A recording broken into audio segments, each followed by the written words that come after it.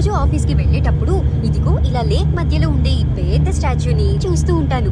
అసలు ఏంటా ఈ ప్లేస్ అని గూగుల్లో వెతికి చూస్తే ఇది ఆస్ట్రేలియాలోని అతి పెద్ద చైనీస్ టెంపుల్ అని తెలిసింది. ఇక ఇలాంటి ప్లేస్ కనిపిస్తే మనం ఊరుకుంటామా? అందుకే వీకెండ్ రాగానే ఈ టెంపుల్ ని చూద్దామని వచ్చేసాను. ఈ గుడిని హెవెన్లీ క్వీన్ టెంపుల్ అని అంటారు. ఈ గుడి ఎంట్రన్స్ లో ఉండే ఈ స్టోన్ గేట్ ని చూశారు? అసలు అదిరిపోయింది. ఈ గుడిని పూర్తిగా ట్రెడిషనల్ చైనీస్ పద్ధతిలో నిర్మించారు. ఈ గుడి చైనీస్ వారు పూజించే మజూ దేవత గుడి అన్నమాట. ఈ గుడిలో మజూ దేవతతో పాటు ఇతర చైనీస్ దేవుళ్ళని కూడా మనం చూడొచ్చు. ఇక్కడ అందరూ దేవుడికి ఇలా మోకాల మీద కూర్చొని మొక్కుకోవడం చూసి నేను కూడా అలానే కూర్చొని దండం పెట్టుకున్నా. ఇక్కడ గుడికి బయట అగరబత్తులు వెలిగించడము, పూజారి దేవతను పూజించే విధానము మరియు ఇక్కడ అందరూ దేవుళ్ళకి మొక్కే విధానము చాలా కొత్తగా అనిపించాయి. ఈ గుడిలోనే మన బుద్ధుడి గుడి కూడా ఉంది. ఇక ఈ గుడి పక్కనే ఉన్న మెరీబినాంగ్ నది మధ్యలో 50 అడుగులు పొడుగున్న బంగారంతో కోట్ చేసిన మజూ దేవత స్టాచ్యూని చూశారు? ఈ స్టాచ్యూనేనండి నేను రోజు ట్రైన్ లో వెళ్తూ చూసేది.